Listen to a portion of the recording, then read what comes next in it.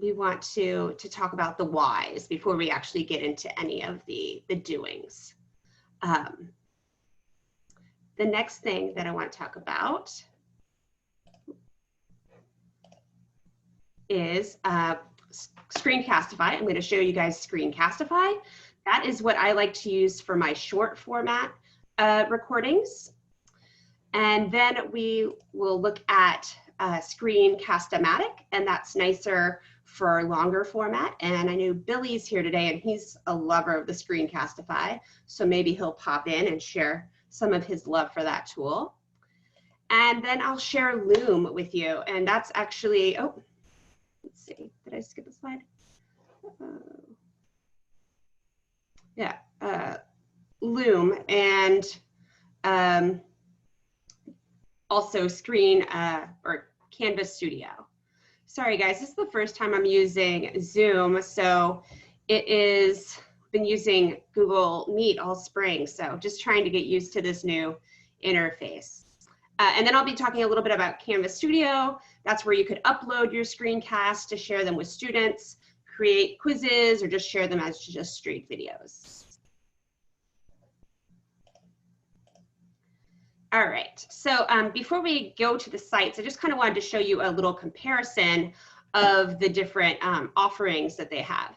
So Screencastify, you can see for their free plan, you can do a 5-minute video. So that's why I recommend it for the short form.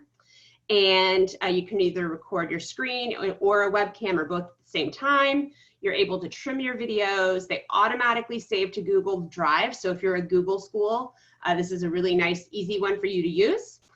You can export those videos as MP4, which uploads nicely to YouTube, or a GIF, and you can put GIFs in your Canvas classroom. So those are just animated pictures. So those could be useful for you. There's no watermark. You can draw. Annotation tools are included. So that could be especially useful for, you know, math or any subject, just highlighting things. Screencast-O-Matic,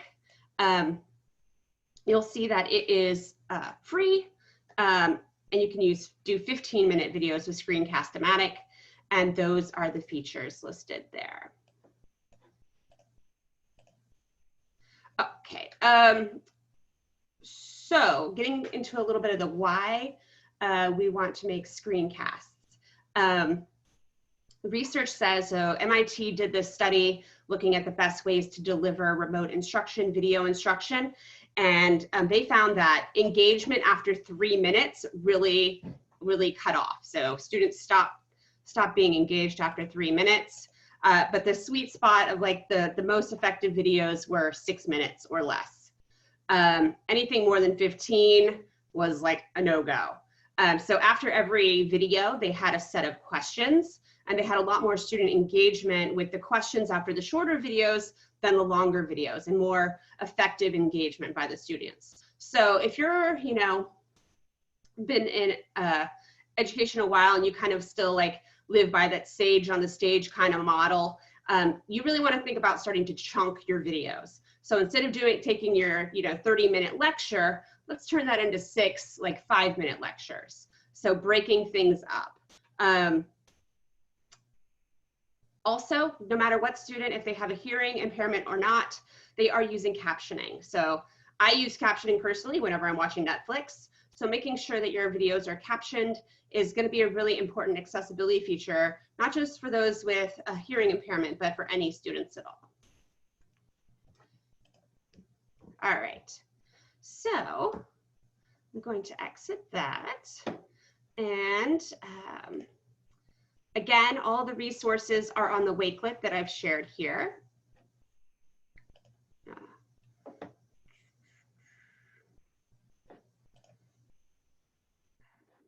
People are still coming in, so it's getting pretty busy on my screen. All right, so the first one that I want to talk about is Screencastify. And before I get started, actually, I'm going to share a little poll.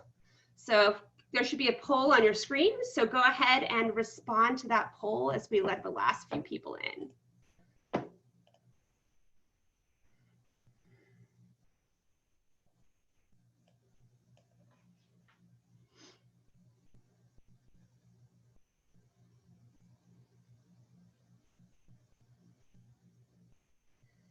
So you can see that this will be a nice feature of Zoom that you can use with your students in the fall, is that you'll be able to do like a little poll. You can set the questions up ahead of time, and right when they come in, a little learning check. So maybe that the learning check you would do, enter ticket or exit ticket, you could do those really easily with the polls built into Zoom.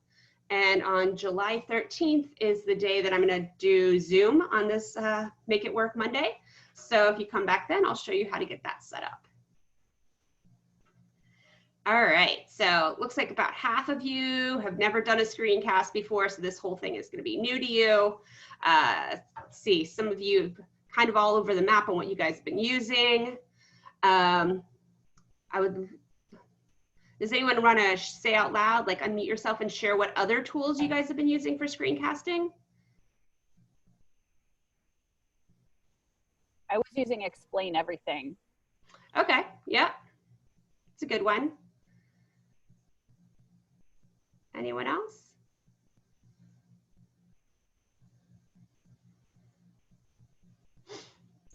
Okay. Katie, like you, I'm getting used to Zoom. I had to find the unmute myself. Yeah, I think Google Meet is definitely user friendly. There's a lot less setting options to like get overwhelmed with, but Zoom has some really rich abilities to do and to make your remote classroom. It does, yeah. I use like Teams meeting, but just recorded myself. Okay, yeah, to make a screencast. Yep. Yeah, that's a great way to do it too. Yeah. And so why do we want to make screencasts? Well, most of us are obviously thinking about the possibility of being remote in fall. So that's a big one. Sub-plans, even if we are in person and any time in the future, we have all had that sub who did not follow the instructions. If you've not had a sub that has not followed the instructions, I don't know how long, how you've lucked out in getting all the best subs. But if you were to record your video of your instructions and put that in your digital classroom for all your students to see, there can be no miscommunication about the directions. I mean, there can be a misinterpretation by the student, but at least what you want to relay is going to be relayed. Also, screencasts can be great for student feedback, and you can provide video feedback in Canvas in the speed grader. So providing video feedback can be a really effective way to get in touch with students, especially if remote, giving that face-to-face contact with your feedback and your voice and your tone. Some students sees a lot of their paper all marked up, that can be scary for them. But if you're like, empathetic and leading them through the feedback and letting them know you want them to be a better writer, that's going to come across a lot better than a lot of red marks or a lot of comments. All right, so I'm going to end the poll, and I am going to get going with talking about Screencast-O-Matic and Screencastify. All right, so Screencastify, and this link is in the Wakelet. This is a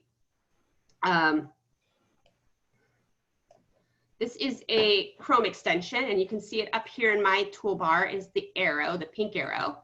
And once you've installed the extension, you'll just click on it if you want to record your screen, and your array of choices will pop up. So the first thing you're going to need to do is install the extension, and the link to that again is in the Wakelet. And then these choices. So do you want to record your whole screen? And that's what I have it selected to do. If you want to do your webcam only, it would just be your actual webcam looking at you. Or it could just be your browser tab. So that would just be this single tab in my Chrome. So I can decide which thing I want to record. I can then pick to make sure I'm picking the right microphone and the webcam. So I'm going to pick this one. And then I also have some more options. I can give a countdown at the beginning. So it's going to do a little like 3, 2, 1 before you record. And you can change that to give yourself more time if you need a little more time to prep once you hit that record button. And then you can also show some drawing tools. So I'm going to hit this record button just so you can see what will pop up on the screen. So I'm going to then select the screen I want to share. Gives me that countdown. Now it's recording.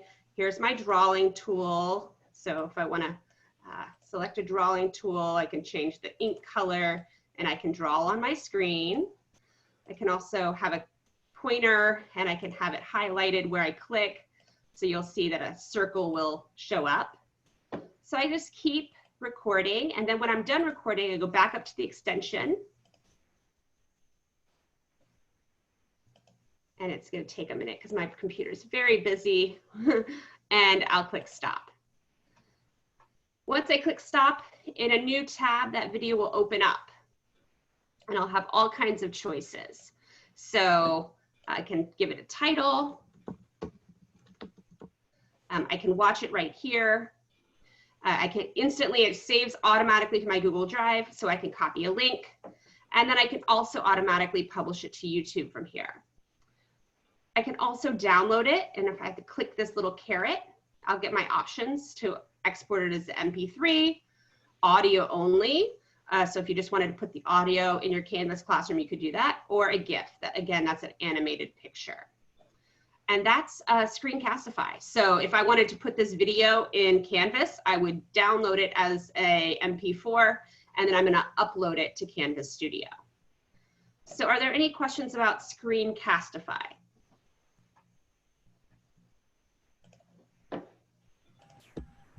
Katie, could you show where the, you said the Chrome extension was somewhere. Can you show where that is again? It's in the Wakelet, and that's makeitwork.itcsforall.com.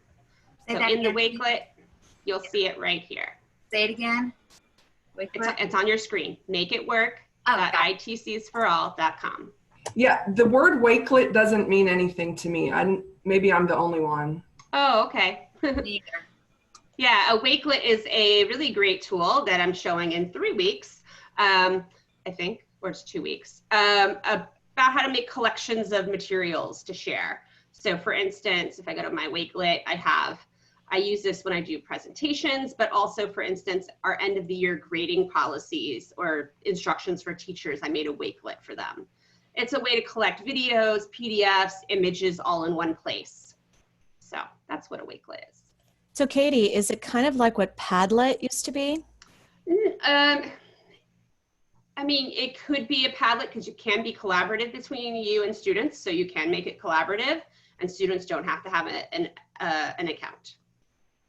So it could be. Yeah. All right. Any other questions about Screencastify itself?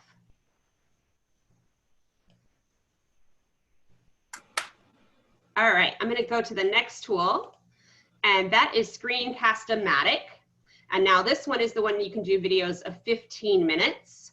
When you go to Screencast-O-Matic, you'll log in, you'll make an account, and then you can either capture a screenshot or launch the recorder. And the first time you click this launch the recorder button, you'll actually download a installer package to your computer and go through the installation process to install the recorder. I've already done that because I've used Screencast-O-Matic before. So when I'm ready to create my video, I go to Screencast-O-Matic, I click Launch Recorder. I'm going to give it, oh, guess it wants to do a test recording. Okay, even though I've done this today. Okay. All right. All right. Okay.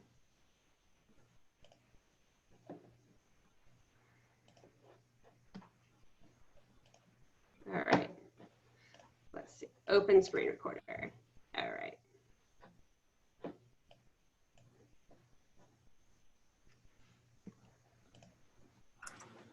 All right, launch recorder. Let's see if it wants to play now. Of course it doesn't. It played 5 minutes ago. All right, so I see at the bottom of my screen, it's loading. It's launched. All right, great.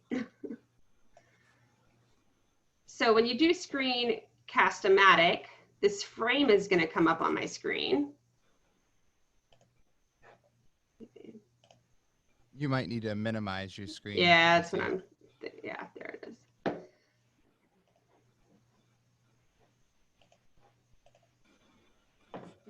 Wants to keep doing. I don't know really why it wants to do this. I literally recorded something this morning. Don't you already have the program downloaded? Yeah, that's why I'm very curious as to why it's doing this. I would say if it's already open as one of your options in the bottom of the taskbar. It's not. Feelings. Okay. See, it says recorder line. Here we go. All right. There it is. I'm like, oh. All right. So that's not good. This is not good PR for Screencastify. So you can see that this little border comes up, and that's going to be your recording area, and you can change that. So if you only wanted to record a portion of your screen, you could. And once you're ready to record, you'll just press record. Again, you can, like in Screencastify, decide screen, your webcam, or both. So I'm going to just say record. Again, it gives you a countdown just like Screencastify. You record your video, you click around, you have fun, and then you stop, you pause. And if you're done with your video, you can click done. At the end, you can decide if you're going to save it, quick share, or edit. And you can do some basic editing, blurring areas, blacking things out, etc. You might have to upgrade for certain features. And then once you're done, just like in Screencastify, you can also easily upload it to YouTube.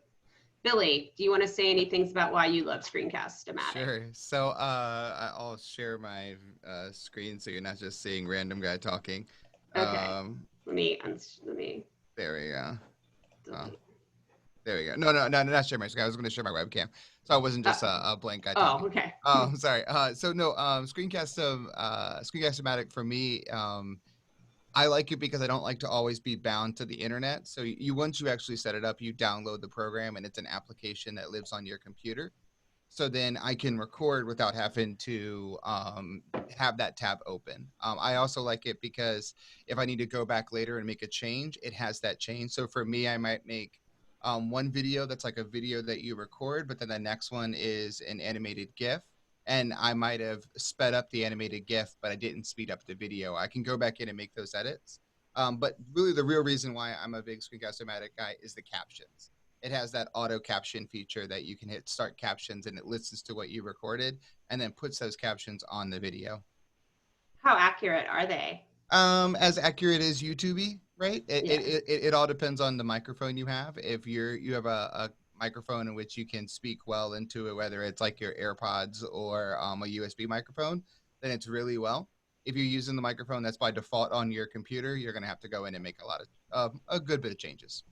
Yeah, and actually something in the MIT research that I shared in the Wakelet is enunciation and speaking slowly. So that's something that they really recommend to teachers, is to make sure you're very clear when you're making your video content. And Screencast-O-Matic is the limited version of Screencast-O-Matic is what is used inside of Canvas. Yep, exactly. So So when you're it's a here similar in Canvas, in your studio, that's over on the left-hand side.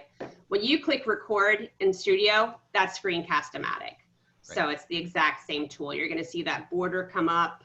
You're going to have to install it first. So same product. Yeah.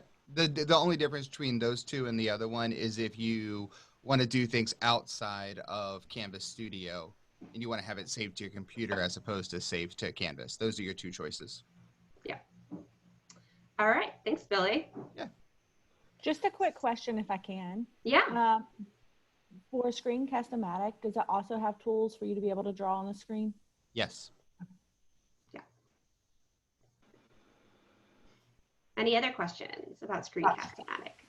Does Screencast-O-Matic, would it work well with a Google Chromebook? Because my laptop from school actually does not have a webcam in it. Is that, or is that not an option on the Chromebook? Wow. I don't know, Billy. Screencast-O-Matic has a web-based platform in which you can do everything through the web, similar to what Screencastify is. But because you're limited to downloading a program, I would push you towards Screencastify, since it's a Chrome extension and would be built. It's going to live everything inside of your Google account. Okay, thank you. All right, and I guess I don't know what happened to my slides. I think I showed a different presentation, but the last tool that I wanted to show you was Loom. And I've been a diehard Screencastify user the past few years, but I looked at this again. I hadn't looked at it in a while, and I kind of like it. And I'm gonna show you why. So it's very much like Screencastify in that there is a Chrome extension. So you just, again, to record, you're gonna click on the Chrome extension. You get the same type of menu that you get with Screencastify. You're picking what you're recording. But you'll see that in this bottom corner, there's like a picture of you. And you can change that size of that picture throughout your video. So I could start with that video, but I'm gonna turn it onto my camera. Let's see. So now it's me talking.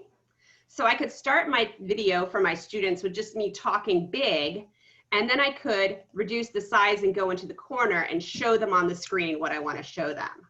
So I like that you can alternate making that picture of yourself bigger and smaller as you do the video to kind of definitely make that personalization a bit more nice for your students. So otherwise it works very much in the same way as Screencastify.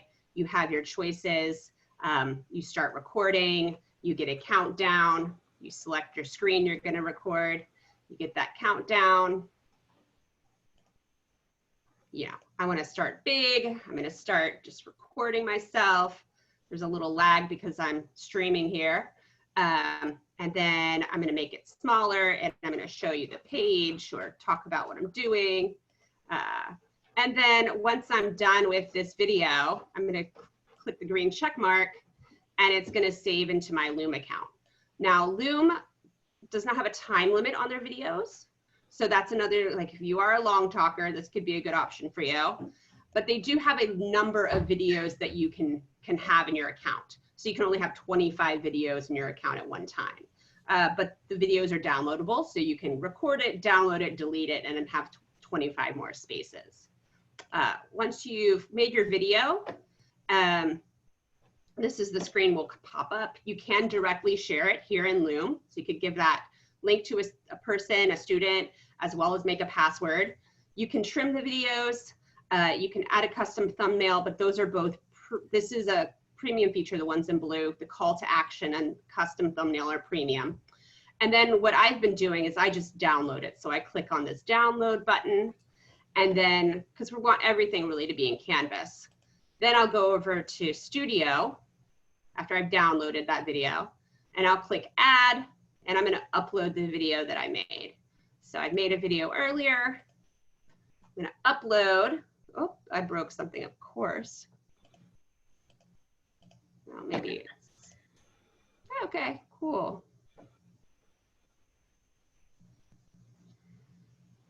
All right, let's try it again. All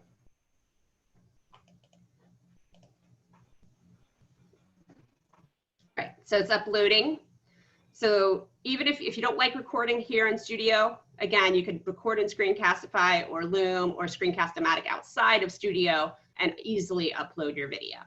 So are there any questions about Loom before I look at Studio?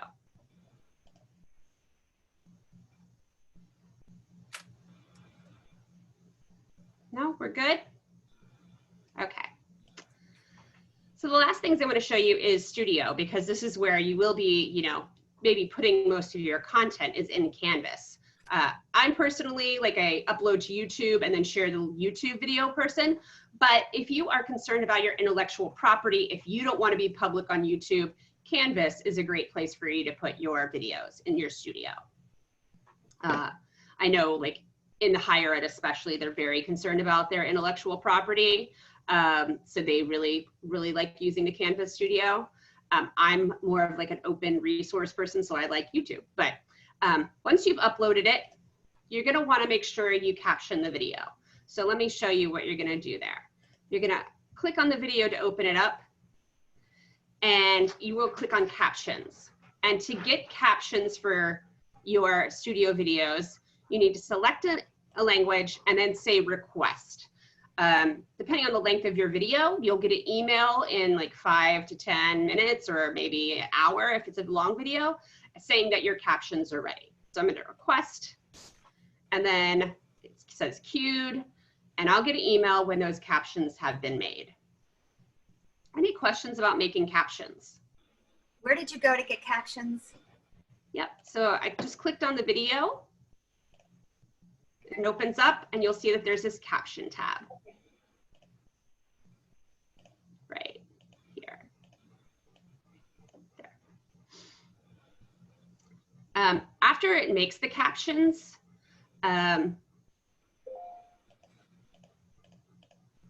it's still queued. You'll be able to edit them. They're about 85% correct is what Canvas says. So you definitely want to go back and check those captions and make sure they're accurate, especially make sure all the words are appropriate and the words you actually want to say. All right, so that's one thing you need to do with your videos, captioning. Same thing in YouTube. It auto captions, but you want to make sure, oh wow, that the captions are accurate in YouTube as well.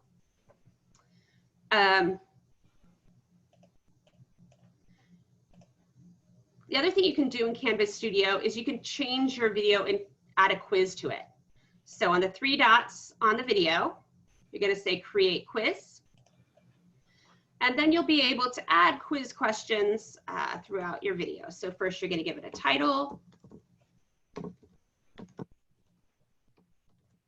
You can give it a description, and you can decide, do you want to hide where the questions are or not hide? So the advantage there is if you hide it, students have to watch the whole video to know where the questions are. So if you don't hide them, then kids can just skip to the questions. Unlike Edpuzzle, it doesn't make them watch the whole thing. So I want to hide the questions. All right, and then as you're watching the video, you'll see this little plus sign, and you can decide where to add a multiple choice, true, false, or multiple answer question. So I want to add a question here. What is Zoom? Right. Teleconference.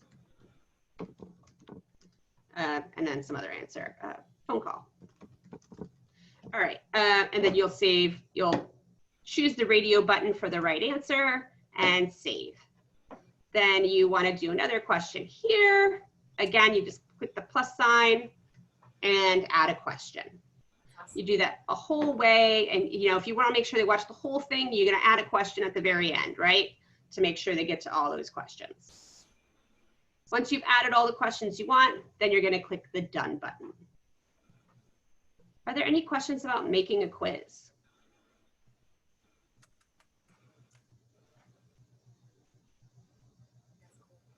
We're good?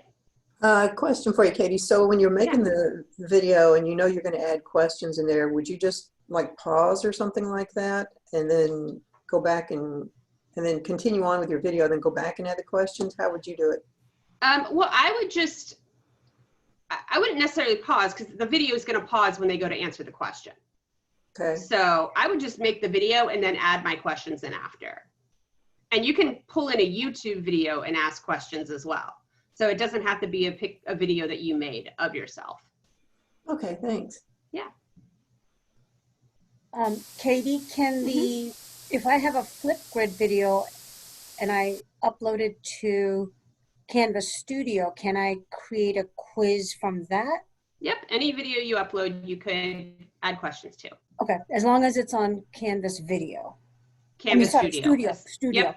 Yep, Okay. As long as you've uploaded it to Canvas Studio, you can add questions to it. So previously made Flipgrids can be uploaded to Canvas Studio.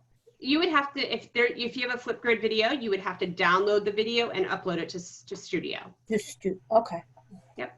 So in Flipgrid, you can download your videos and then you would upload it here. That from admin Flipgrid. Okay, I'll play Yep, about and then that. you just click this add and then you drag it over here and upload it. Okay, and then create a video quiz from there. Yeah, if you wanted to, yes. Okay. Any other questions about Canvas Studio? Katie, are students going to have access to Canvas Studio? They will, yeah. This could be a great activity. Yep, they can create videos themselves as well. Yeah, you can do really great things with having students make video. Like you can have them talk through their paper. A video, do you have to share that with all of your classes, or can you just specifically share it with a few of your classes? You can just share it with a few of your classes. So this is your collection. They're not going to see your studio unless you share it. So in your studio, you can create collections. So that could be like, you know, World History 1, and put all your World History 1 videos in that collection, and then share that collection with the class. Katie, would you be able to show us how to share the collection with the class? Yep. So in the dashboard, I'm going to go to a class. Let's see. So let's see, I've done my settings. You need to make sure that you have Studio over here in the navigation. So I've hidden it in a lot of my courses. So I would need to bring it out of hiding for students to see it. And then when I go to Studio in the class,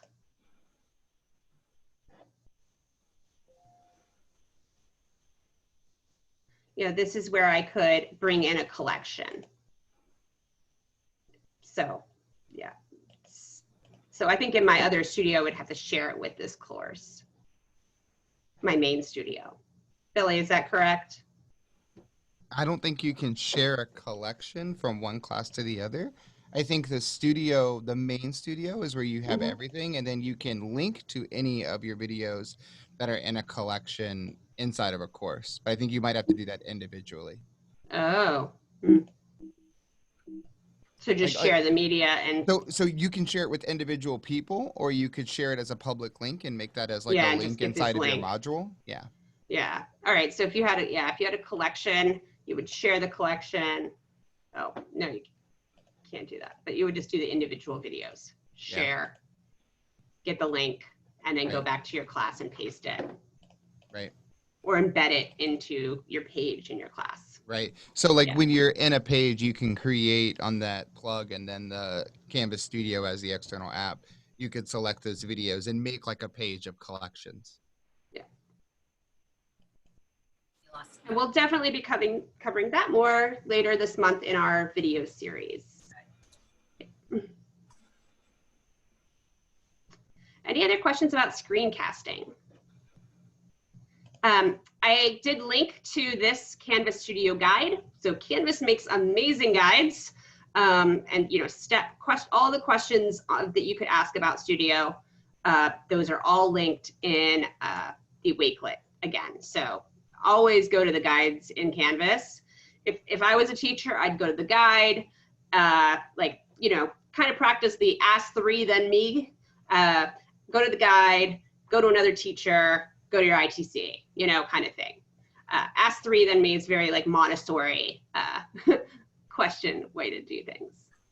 And then the last thing, again, I've referenced this article that's linked in the Wakelet. I actually linked this document that actually links a few articles, but this one was most interesting to me because it was really cool, kind of a nice qualitative study that they did. And some of the recommendations, again, nothing should be longer than 6 minutes. The ideal and the most engaging videos were just like the instructor's head and whatever they're presenting. Like they did some videos where it was like the teacher was standing in front of the blackboard, and that was not effective. That personal, the closer the person feels to you, the more effective it was and engaging for students. Try filming in an informal setting. The more personal the setting is, the better. So you don't have to be in a fancy studio. Con style recording where the teacher's actually drawing was even more engaging. Some other things, just investing in pre-production. So really planning your video before you make it made it really engaging. As you can imagine, the video where someone's really scattered and they don't know what they're doing from this to this point is not going to be as engaging to the student as someone who's really planned that 5 minutes they're going to talk. And yeah, so those were the big conclusions from the study. I'll let you look at it later if you want, but I thought that was really interesting. That was done by MIT. All right, so I'm glad to take any questions, but otherwise, oh, you probably want the certificate. So let me get to the link. While you're getting the link, I was going to see if I could ask a question.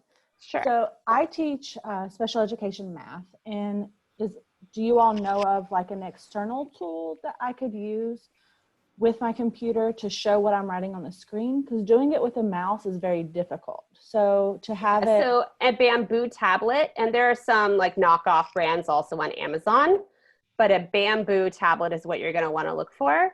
And that you'll be able to either plug in or it could be wireless onto your computer.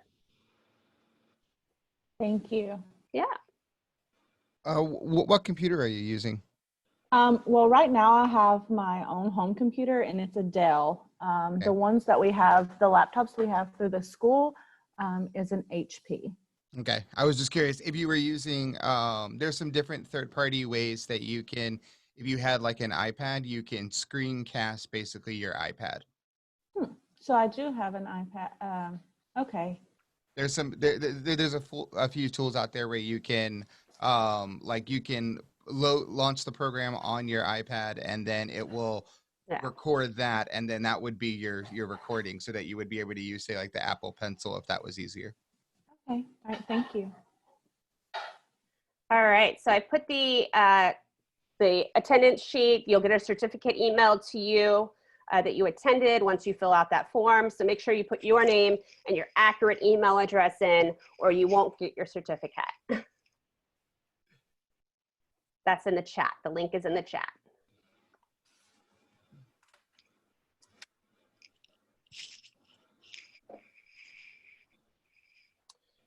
And thank you so much for coming. The link is not there.